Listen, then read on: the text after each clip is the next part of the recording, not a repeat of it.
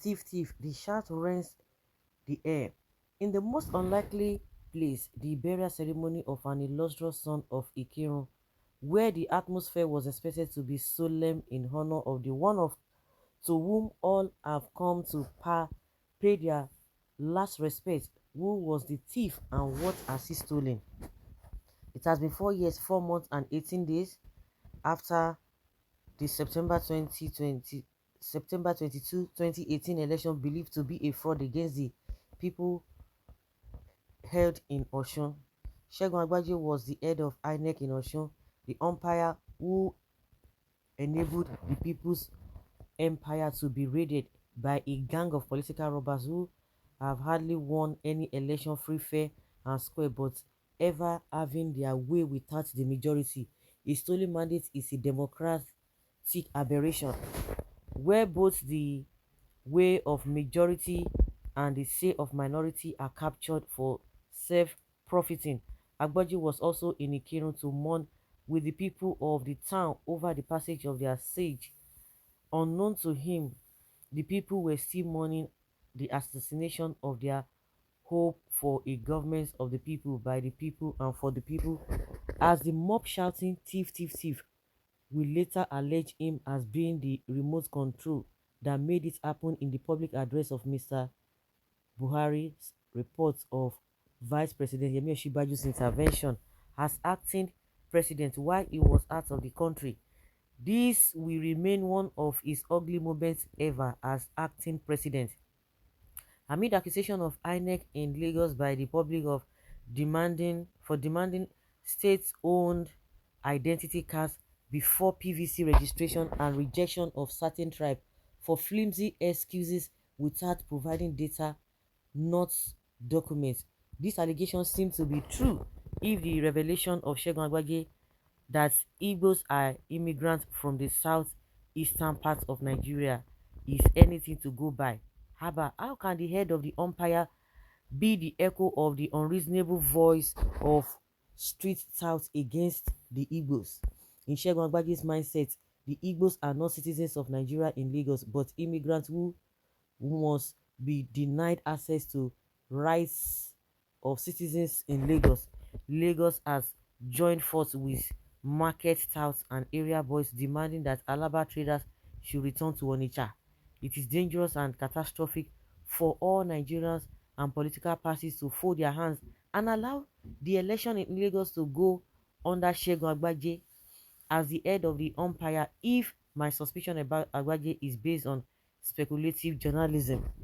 Amid acquisition of INEC in Lagos by the public for demanding state-owned identity cards before PVC registration and rejection of certain tribe for flimsy excuses without providing data, not documents.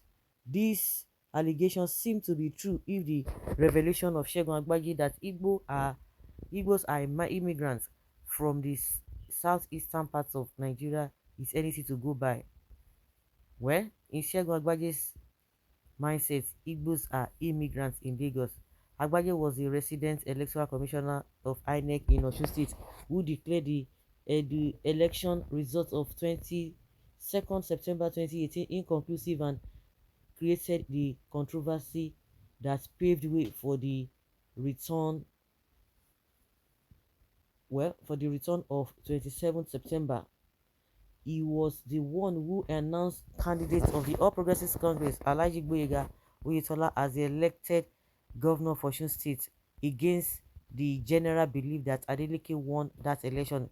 Failure to reprimand characters like Agbeju and allowing mandate thieves to rule is the reason his proteges in Osun can provide two beavers reports to create the confusion that judiciary will feast on.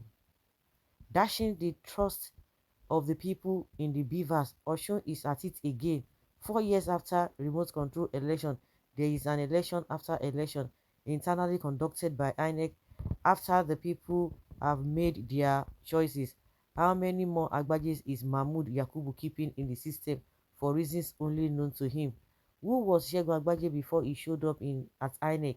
Segun must be over 70 years old now and has served in the civil service for well over 35 years. He must have joined the State Security Services, now Directorate of State Security, on graduation.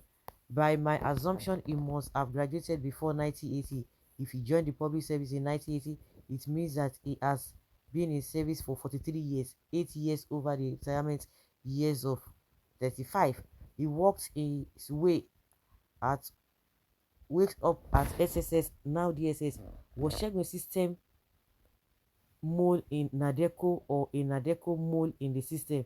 His closeness with Nadeco leading elements of that time necessitated my question: on which side was Agbaje at that time, and on which side is Agbaje now? A rep of INEC serving national interest, or a tribal man without tribal marks to wreck the nation to advance Yoruba desire for our local? You can imagine telling people to bring their their ID card before they can be given what is it called, their PVC. That is the nonsense they have been portraying. That is the nonsense. That is the nonsense. I don't understand. Tinubu is not from Lagos.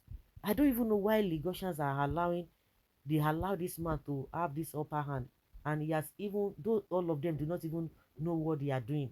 No, you just don't you have a families in Osun State? Don't you have families in Ogun State? You just cross from Oyo State as a family, cross to Lagos.